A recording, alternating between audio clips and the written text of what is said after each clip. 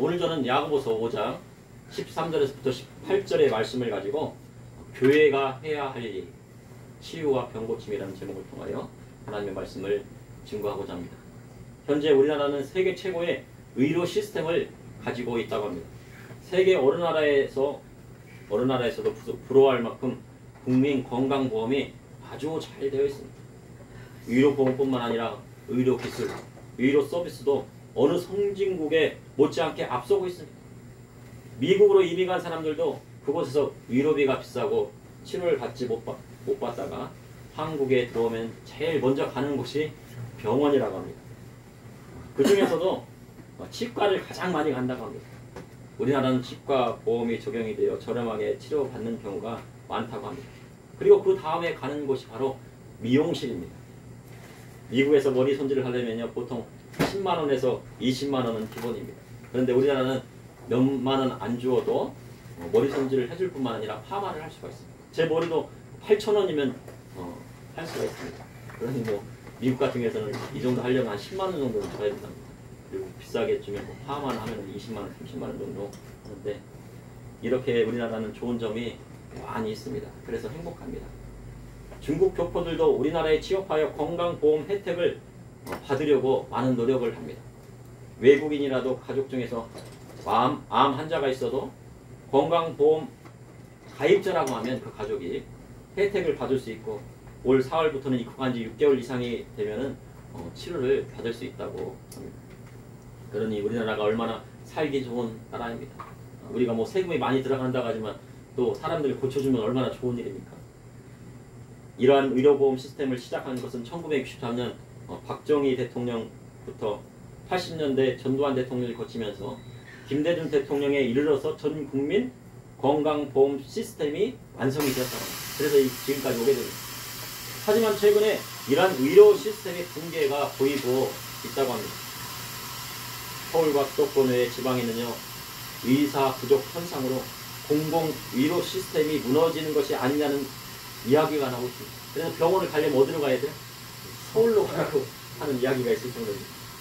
그래서 정부는 의대 정원을 2,000명 이상 늘리겠다고 발표하고 있습니다. 그러나 의사 선생님들은 의대 정원 확대에 반대하며 파업을 불사하겠다고 합니다. 의사 선생님들도 막 이제 파업하고 데모를 하겠다는 거예요.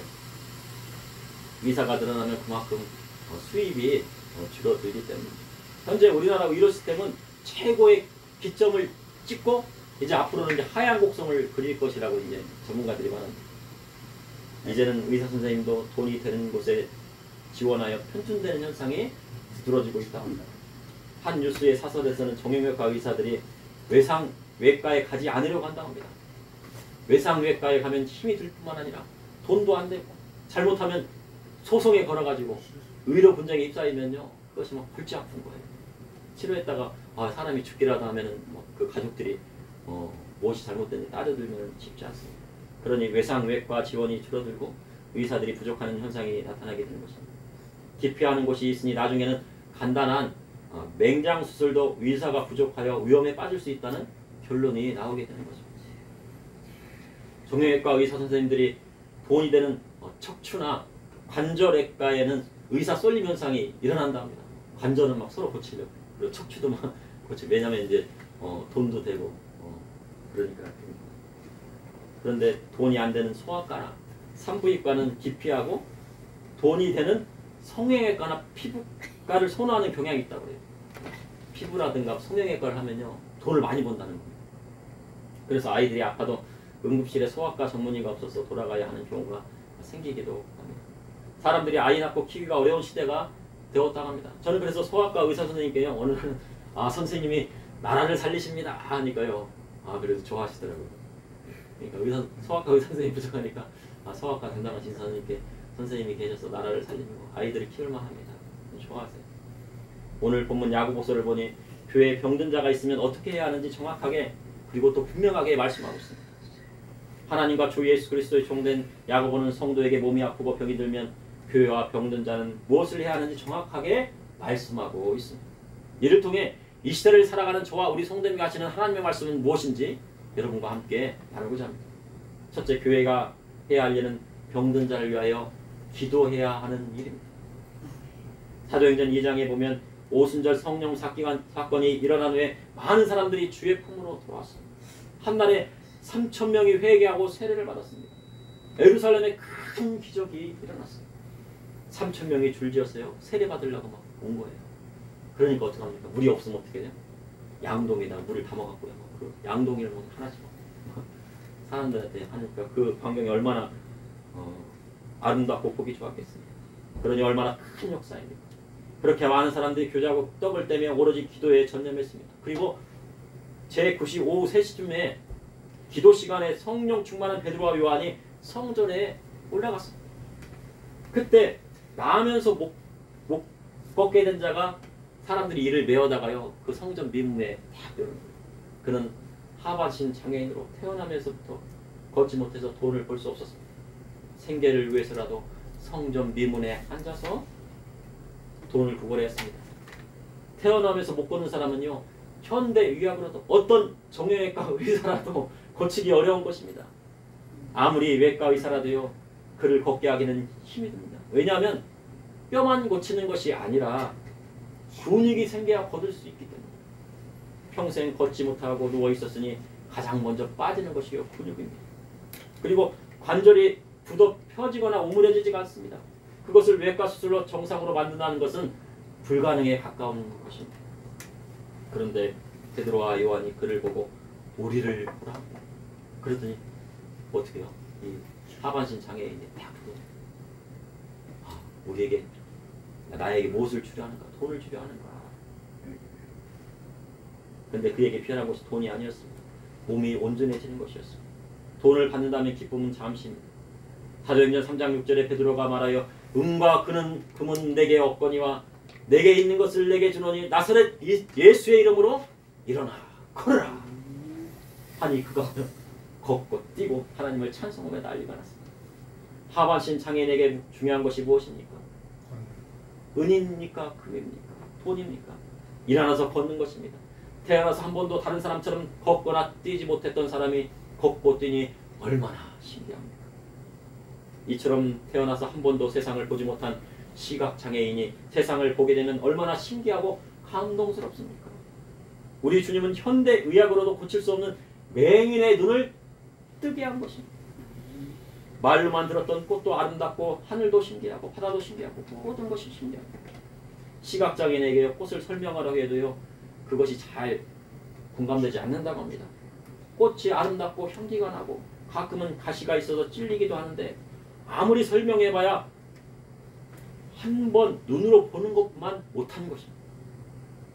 가시에 찔고 나면요 꽃은 아름다운 것이 아니라 향수같이 향기는 나지만 아픔을 주는 것이고 위험한 것이라고 생각하게 되는 거예요. 그래서 꽃을 주면 싫어요. 벌이 나도 날라올까 아니면 가시에 찔릴까. 사도행전 3장의 하반신 장애인은 태어나서 한 번도 걸어보지 못했지만 일어나 뛰고 걷게 되었습니다. 그 일을 누가 했습니까? 이제 막 시작된 예루살렘 교회의 사도인 베드로와 요한이 한 것입니다. 이는 부활 승천하신 우리 주님이 아버지께 성령을 받아 제자들에게 부어 주셨기 때문입니다. 예수님은 공생의 기간 중 대부분 천국 복음을 증거하시고 병자를 고치시는데 시간을 할애했습니다. 그러니 어떻게 보면 주님은 설교자시고 의원이셨습니다. 그래서 찬송가 중에 뭐가 있어요? 의원 되신 예수님, 우리 주님. 주님의 중요 선거 거점은 가버나움과 베다니 선교센터였습니다. 그런데 베다니 선교센터에 있던 나사로가 병에 들었다는 소식을 듣게 됩니다. 마르다와 마리아가 사람을 보내어 사랑하는 자가 병들어 죽게 되었다고 전해드렸더니 예수님이 요단 동편으로 가신 다음에요 베다니로 가실 생각을 안 하세요. 나흘이나 지체되었어요.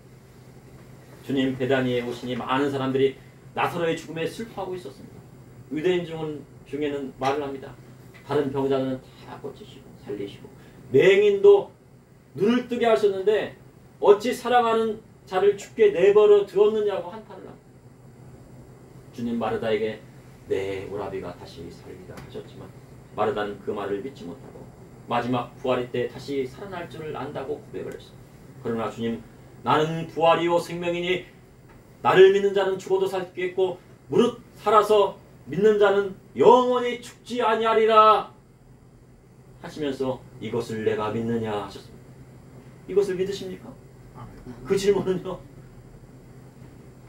마르다에게 한 것뿐만이 아닙니다. 지금 이 시대 우리에게 하시는 것입니다. 그것을 믿느냐.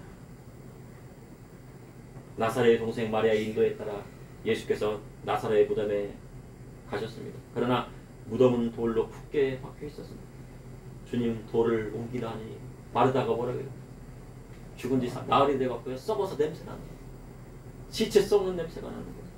그러나 주님 내 말을 내가 믿으면 하나님의 영광을 볼리라 하시고 하늘 아버지께 기도하시고 큰 소리로 나사로야 나오라 외치시고 천지가 진동하실 때 큰 소리로 외치시고 그때 배를 동인 채 죽은 나사로가 살아나옵니다. 주님 죽은 자를 살리시는 능력을 행하신 것입니다. 이렇게 능력을 행하신 주님이 부활하시고 하늘로 승천하시기 전에 제자들에게 하신 말씀이 있습니다. 이는 이러한 능력을 제자들도 할 수 있음을 말씀하신 것입니다. 마가복음 16장 17절에서 18절에 믿는 자들에게 이전 표적이 따르니 곧 그들이 내 이름으로 귀신을 쫓아내며 새 방언을 말하며 뱀을 집어올리며 무슨 독을 마실지라도 해를 받지 아니하며 병든 자에게 손을 얹어 가라. 누구한테 나타나고요? 누구한테 나타난다고요? 믿는 자에게 이런 표적이 나타납니다. 예수님을 믿으십니까? 이런 표적이 나타나십니까? 믿는 자가 병든 사람에게 손을 얹으면 낫게 되는 역사가 일어난다고 주님 말씀하셨어요. 아이가 아프면 누가 손을 올려야 돼요? 엄마가 아니면 아빠가 아이에게 손을 얹습니다. 부모님이 편찮으시면 어떻게 합니까? 자식이라도 손을 잡고 기도해야 돼요. 자식. 세상의 의원들은 돈을 받아야 병을 고쳐줍니다. 누가 무료로 고쳐주는 의사 찾기가요, 하늘의 별따기. 근데 가끔 있어요. 그래도. 네. 하나님 믿고 예수님 믿으면요, 하늘의 보험들은요 가끔 무료로 치료해주는 경우도 있어요. 저기 필리핀에 사는 어려운 사람들 데려다가 병을 고쳐주는 사람. 일하는 것도 힘들고 어렵고 돈마저도 안 되면 그 전공의는 하지 않겠다고 그래요. 이건 안 할 거야 하는 겁니다. 그러나 주님은 어떻습니까? 돈 없이도 값 없이도 고쳐주시겠다고 하셨습니다. 이사야 55장 1절에 오라 너희 모든 목마른 자들아 물로 나오라 돈 없는 자도 오라 너희는 와서 사 먹되 돈 없이 값 없이 와서 포도주와 젖을 사라. 이것은 누구를 말씀하신 거예요?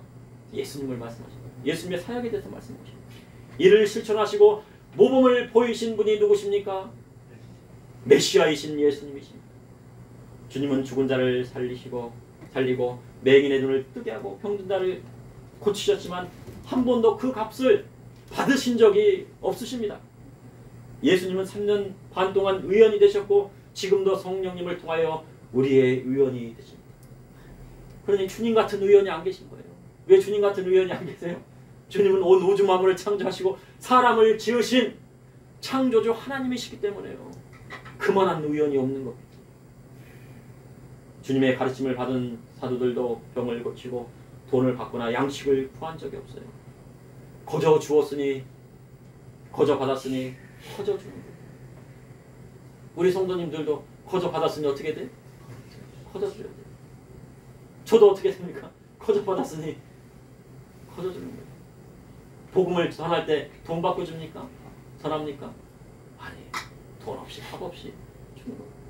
복음을 거저 받았으니 거저 주는 것입니다. 값 없이 받았으니 값 없이 전하는 것입니다. 그래서 주님 요한복음 6장 27절에 썩을 양식을 위하여 일하지 말고 영원하도록 하는 양식을 위하여 하라. 이 양식은 인자가 너에게 주리니 인자는 아버지 하나님께서 인치신 자니라 하셨습니다. 그러니 교회는 병든 자를 위하여 기도해야 합니다. 값 없이 받았으면 어떻게 됩니까? 값 없이 줘야 됩니다. 둘째, 교회가 해야 할 일은 주 안에서 합력하여 선을 이루는 일입니다. 야고보서 5장 13절에 너희 중에 고난당하는 자가 있느냐 그가 기도할 것이요 즐거워하는 자가 있느냐 그는 찬송할지니라. 야고보서는 예수님의 동생이며 그분의 종이라고 고백했던 야고보가 기록한 서신서입니다. 야고보가 누굽니까? 예수님 동생이에요. 근데 세상에는 뭐라고요? 형만한 아우가 없다고 해요. 그 말이 무슨 뜻입니까? 동생이 아무리 뛰어나도요 형만 못하다는 것입니다. 우리 교회를 보면요 장남도 많으시고 장녀도 많으세요. 제가 보니까 아우가 아무리 재능이 있고요 말을 잘하고 공부를 잘해도요 형보다 앞설 수는 없는 거예요. 형은 형이고 장남은 장남이고 장녀는 장녀. 야곱은 자기 형 에서를 앞서려 했지만 결국 어떻게 했습니까? 형 앞에서 어떻게 했어요? 머리를 조아리고요. 형님의 얼굴을 보는 것이 누구의 얼굴을 보는 것 같다고요? 하나님의 얼굴을 보는 것 같다고 기뻐했습니다. 그러니 형님의 권위를 인정해야 하나님도 그를 인정하신다는 거예요. 그것을 누가 깨달았어요? 예, 사기꾼 같은 야곱이 깨달았어요. 그제서야 하나님께서 이 야곱을요 야곱의 버르장머리를 고치시고 하나님께서 쓰시기 시작해요. 야고보는 예수님께서 부활하시기까지 주님 제자에 속하지 않았습니다. 그러다가 고린도전서 15장 7절에 부활하신 주님을 만난 후에 비로소 주 예수 그리스도의 종이 되었다고 성경은 기록하고 있습니다. 주님 제자 되려면 부활하신 예수 그리스도를 만나고 체험해야 됩니다. 이처럼 성령 세례 받으면 부활하신 주님을 만나는 것 같은 체험을 하게 되는 것입니다. 그리고 오순절 교단에서 성령 침례를 받으라 강조를 하는 것입니다. 그러면 성령 침례를 받으려면 어떻게 해야 됩니까? 성령 충만, 재충만을 받으려면 어떻게 해야 됩니까? 성령의 말할 수 없는 탄식으로 자신의 모든 죄를 회개하고 주님 앞에 나아가야 성령님이 임하시는 것입니다. 마음이 깨끗해져야 성령이 임할 자리가 생기게 되는 것입니다. 세상 욕심, 돈 욕심 내 마음 가운데 있으면 성령님이 오실 자리가 없는 거예요. 그래서 한국교회에 뭐가 사라졌습니까? 병 고치는 은사, 치유의 은사가 안 나타나는 거예요. 저기 아프리카나 저기 막 베트남이나 이런 데서는 막 일어나요. 선교사님들 하면 기적이 일어나요. 막 이란이나 이런 데서 막 일어나요.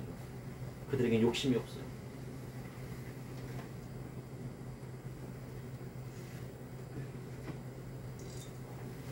성령님이 임하시면 모든 질병이 치유되는 역사가 일어나는 것입니다.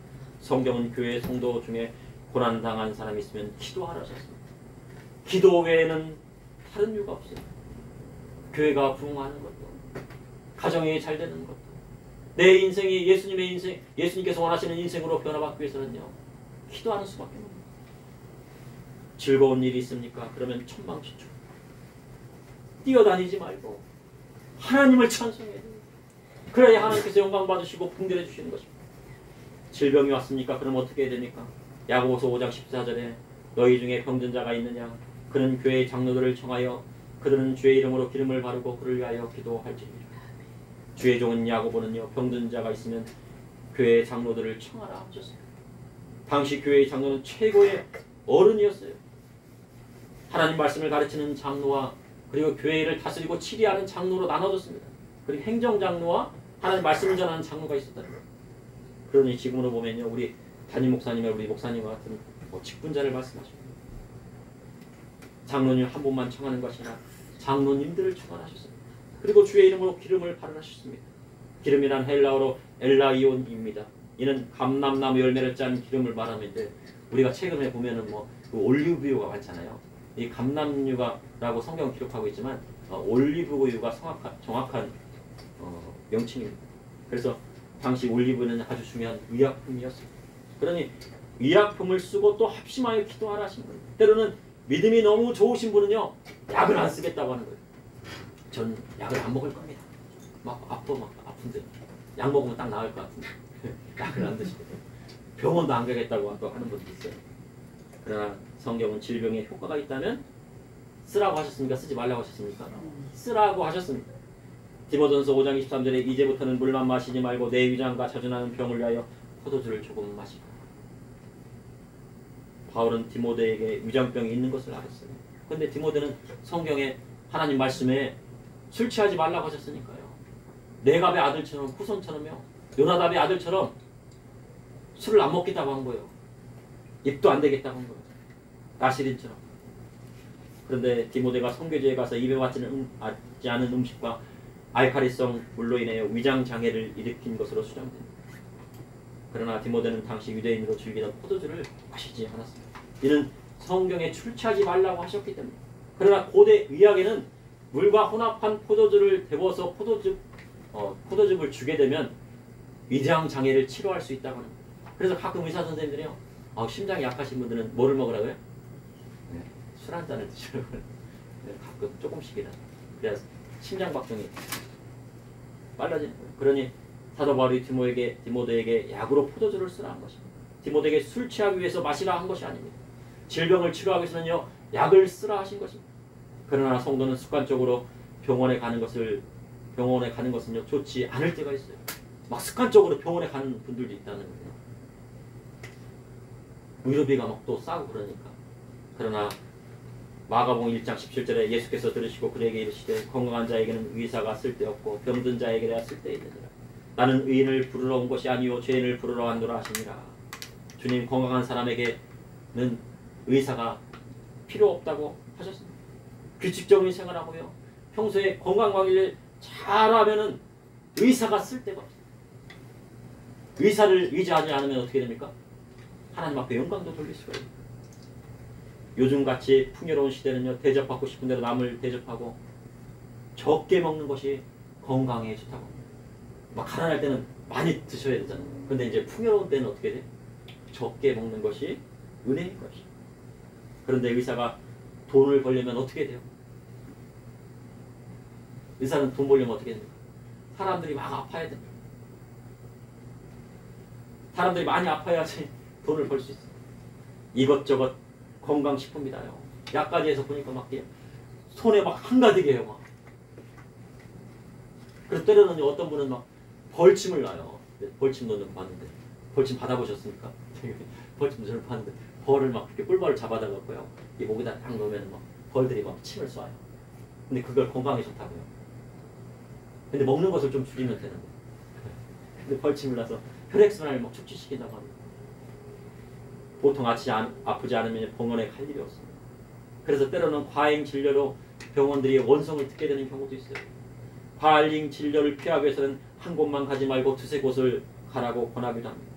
그런데 주의 종으로 하나님보다 의사를 더 의지하는, 믿는 사람으로 하나님보다 의사를 더 의지하면 의사가 자신이 하나님보다 더 높은 줄 안다는 것입니다. 의사 선생님들이 가면 어떻게 해요? 막 불친절하잖아요. 자기가 하나님처럼 막 그냥 막 환자들 막 혼내고 막 그냥 그런 경우 있다는 거예요. 왜 그럽니까? 믿는 사람들이요, 하나님보다 의사를 더 의지해서.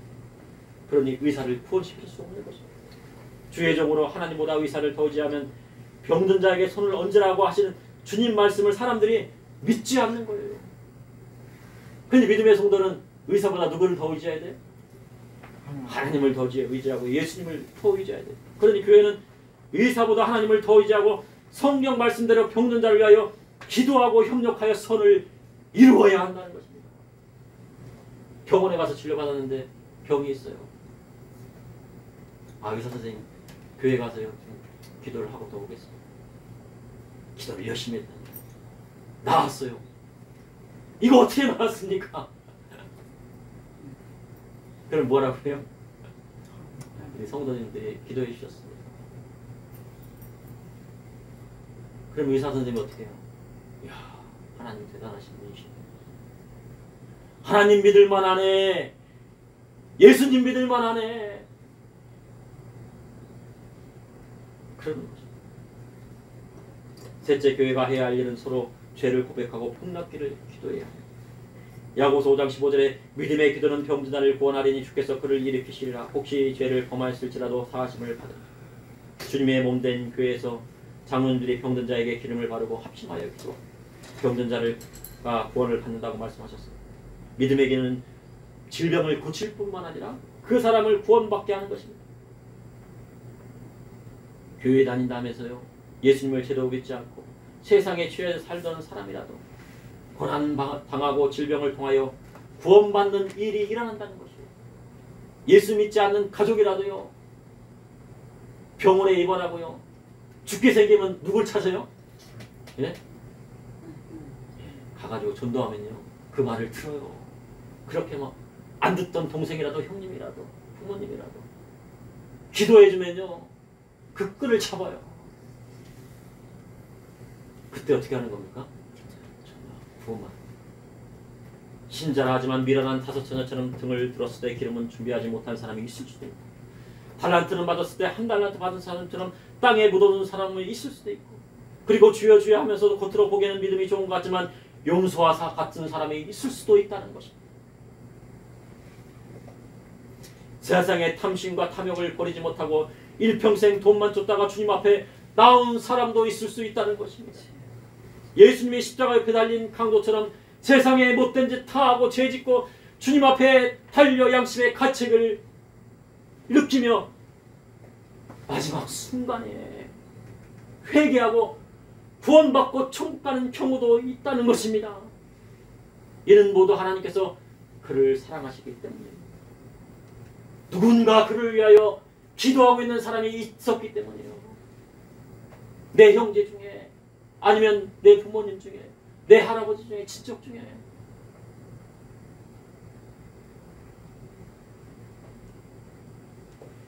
일평생 세상에서 빠져 죄악된 세상에서 죄만 짓고 살았다 할지라도 죽는 순간에 주님 앞에 모든 것을 진심으로 회개하고 죄를 고백하면 하나님께서 은혜를 베풀어 주시는 것입니다.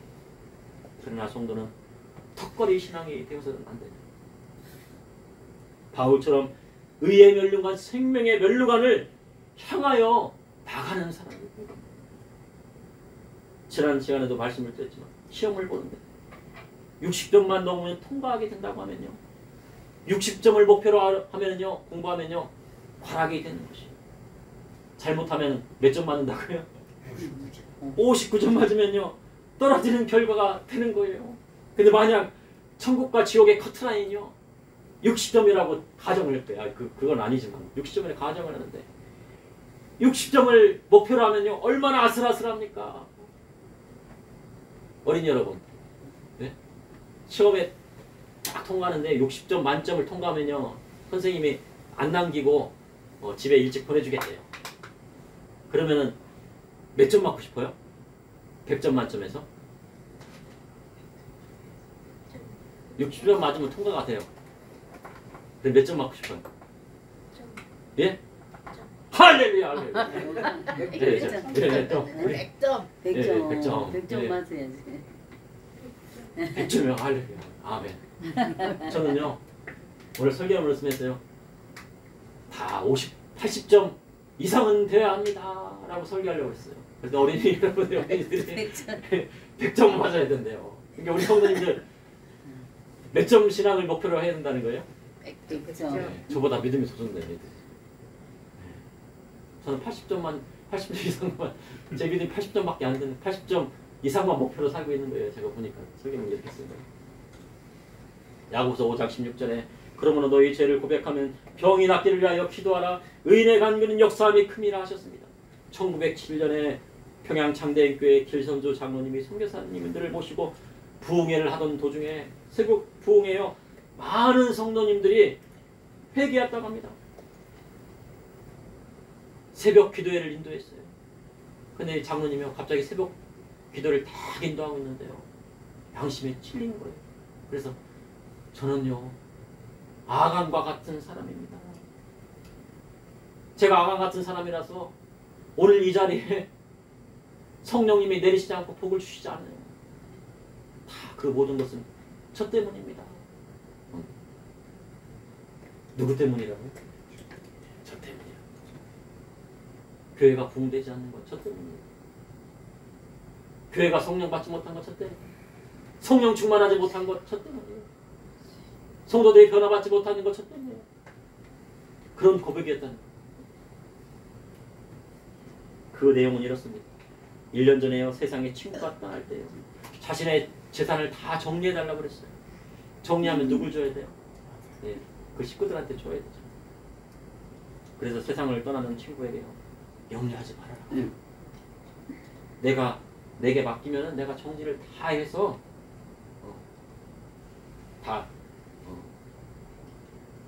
그 사모님에게도 주고 다 하겠다. 그런데요, 생각하기를 재산을 정리하다 보니까 너무 힘이 든 거예요. 그래서 뭐 합니까? 수고비는 있어야 사람이 일했으면 뭐를 받아야 돼요? 수고비를 받아야 된다고 생각을 합니다. 그래서 수고비 얼마를 챙겼다고요? 10만 원을 챙겼어요. 그 당시, 지금 10만 원이 아니고요. 그 당시 10만 원이니까. 그래서 10만 원을 챙겼다. 어떻게 보면요, 당연한 걸 수도 있어요. 내가 열심히 막 그것도 하고 이리들이 저리 가서 뭐 세무서도 가야 되고 어디도 가야 되고 신고도 해야 되고 막 내 시간도 팔아야 되고 막 그러니까. 그러한 죄를 저지르고요, 하나님 앞에 예배를 서니까요, 성령님께서 양심에 찔리게 한 거예요. 양심에 팍 찔리게. 성령의 역사를 방해한 것이라며 당장 그 돈을요, 내일 아침에 가가지고 오늘 돈 가져다가 친구의 아내에게 돌려주겠다고. 그런데 길손 장로님의 회개의 고백이 있으면 다른 성도님들이 다 나왔고 간증을 하면서요, 나는 이런 죄를 졌습니다. 누구네 집에 간장을 그냥 몰래 퍼왔습니다. 누구네 집에 또 저희 뭐 오이를 따먹었습니다. 누구네 집에 거를 막 탐했습니다. 그런데 일본의 그 순사들이 어떻게 해요? 예배 시간에 지키고 서 있다는 거예요. 누가 죄를 고백하면 그 사람 잡아가야지. 그런데 죄를 막 이를 기점으로 장대인교회 성령이 강하게 임하였고 평양 일대에 큰 부흥이 일어났다고. 이처럼 서로 죄를 고백하고 합심하여 기도하면 놀라운 기적의 역사가 일어나는 것입니다. 이는 의인의 간구가 크기 때문입니다. 엘리야는요, 우리와 성정이 같은 사람이에요. 우리가 다를 게 없는 사람이라는 거예요. 슬프면 울고 눈물을 흘리고요, 기쁘면 웃고 아프면 찡그리고 배고프면 힘이 드는 거예요. 질병이 나면 어떻게 해요? 알아야 돼요. 이는 엘리야가 지정의를 가진 사람이라는 뜻입니다. 그러나 바알과 아세라 선지라 850명을 무찌르고도 이스벨에게 쫓겨 어디에 가서 죽기를 간구했습니까? 예, 노된 나무 밑에 가지고 죽기를 간구했어요. 얼마나 나약한 모습이에요. 얼마나 나약해요. 그러나 바알에게 무릎 꿇지 않는 몇 명이 있다? 7,000명이 있다고, 예배 줬다고. 그 소리를 딱 들으니까요, 다시 뭐가 났어요? 힘이 났어요. 이처럼 힘들 때 죽기를 간구하고 좋은 소식이 있으면 힘이 나는 것이 엘리야 선지였습니다. 그런데 그가 간절히 기도하니까 어떻게 해요? 3년 6개월 동안 비가 안 내렸고, 다시 기도하니 어떻게 됐어요? 손바닥만한 구름이 오더니 막 그냥 큰 먹구름이 내가 비가 오기 시작. 그래서 열매를 맺었다는 거예요. 그러니 믿음의 성도가 기도해야 할 것은 서로 죄를 고백하고 병 낫기를 간구하는 거예요. 때로는 의사가 해야 할 일이 있고 환자가 해야 할 일이 있습니다. 의사는 약을 처방해 주면요, 환자는 그 약을 먹고요 푹 쉬어야 돼요. 의사가 쉬라고 하면 어떻게 돼요? 쉬어야죠. 의사 선생님이 대신해서 환자 대신에 약 먹고요 쉬어줄 수가 없어요. 이처럼 교회가 할 일이 있고 가정이 해야 할 일이 있습니다. 가정은 아이를 낳고 그 자녀를 건강하게 키우는 책임이 있습니다. 그 책임은 교회가 할 수가 없어요. 왜 그런 거예요? 교회는요, 아이를 낳을 수가 없어요. 교회에게 아이를 낳아주세요 그래도 교회는 아이를 낳을 수가 없어요. 오직 어디서만 아이를 낳을 수 있습니까? 아기를? 예? 가정에서만 낳잖아요. 아이에게 밥을 먹이는 것도 교회가 할 일이 아니라 가정에서 해야 해요. 그러면 부모님을 봉양하는 것도 교회가 할 일입니까? 예, 부모님 봉양하는 건 누가 해야 할 일이에요? 맞습니다. 가정에서 해야 할 일이에요. 아들들이 해야 되고요, 딸들이 해야 됩니다. 요셉은 총리로 성공한 후에 아버지뿐만 아니라 70명의 형제를 모두 부양했다고 성경은 기록하고 있는 거예요. 우리 성도님 집안에서요, 아들 하나가 막 잘 됐잖아요. 그러면요, 그 아드님이나 따님이나 아니면 손자나 손녀가 잘 됐잖아요. 기도하시잖아요. 나중에 잘 돼요. 그러면 그 손자 하나가 몇 명을 부양한다고요? 예, 야곱의 모든 자손을 다 부양하는 역사가 일어납니다. 네. 그게 무슨 역사예요? 하나님의 역사예요. 그것을 위해서 기도하시고. 그래서 야곱의 아들 요셉이 뭐가 되었습니까? 예, 총리보다 더 높은 뭐가 됐어요? 장자가 되었습니다. 장자. 루벤이 장자인데 야곱의 장자는 누구예요? 요셉이에요.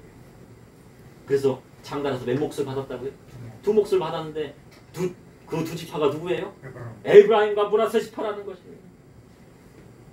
결혼도요 교회가 할 일이 아니에요. 결혼은 교회가 시켜줘야 됩니까? 아닙니다. 결혼도요 가정에서 결정해야 돼요. 나중에 교회가 막 결정해주면 어떻게 돼요? 나중에 원망 들어요. 목사님 결혼시켰는데 이게 뭡니까 이게. 그래서 교회가 시켜줄 수가 없어요. 가정에서 결정하고 자녀를 결혼시키는 것이 성경적이에요. 이처럼 믿음의 성도는 젊었을 때는 열심히 일하고 가정을 세우고 부모님 봉양하고 자녀를 키우고 점념하고 그러면 나이가 들고 이제 힘이 없어질 때 어떡합니까? 주님 배울 날이 가까이 오게 되면 영적인 일에 전념하고 주님 맞을 준비해야 하는 것이 올바른 신앙생활인 것입니다. 그러니 교회가 할 일은 무엇입니까? 병든 자에게 손을 얹는 것입니다. 그러므로 교회가 해야 할 일은 병든 자를 교회하는 일입니다. 교회가 할 일은 주 앞에서 합력하여 선을 이루는 일입니다. 또한 교회가 할 일은 서로 죄를 고백하고 병 낫기를 기도하는 것입니다. 그래야 할 때 고침을 받을 뿐만 아니라 질병이 고쳐질 뿐 아니라 구원을 받는 놀라운 기적의 역사가 일어나게 되는 것입니다. 잠시 기도해 주시겠습니다. 사랑해 주님 오늘도 감사합니다. 우리가 창조주 하나님을 믿게 하여 주시고 사람을 지으시고 온 우주 만물을 지으신 전능한 하신 하나님을 믿게 하시고 그의 아들이신 예수 그리스도를 통하여서 우리의 생명을 허락하여 주시고 부활을 허락하여 주시고 구원을 허락하여 주셔서 감사합니다. 아버지 하나님 오늘 성경 말씀에 병든 자에게 손을 얹은 즉 나으리라 하셨습니다. 아버지 하나님 믿는 자로 주님의 그 말씀을 믿게 하여 주시고 따르게 하여 주시고 우리 가족 중에 친척 중에 병든 자가 있으면 손을 얹게 하여 주시고 교회 가운데 아픈 자가 있으면 아버지 합력하여 손을 이루고 기도하게 하여 주시고 하나님 나를 이 땅 가운데 이룰 수 있도록 인도하여 주시옵소서. 믿음으로 손을 얹을 때 낫는 역사가 일어나게 하여 주시옵소서. 예수님의 이름으로 기도합니다. 아멘.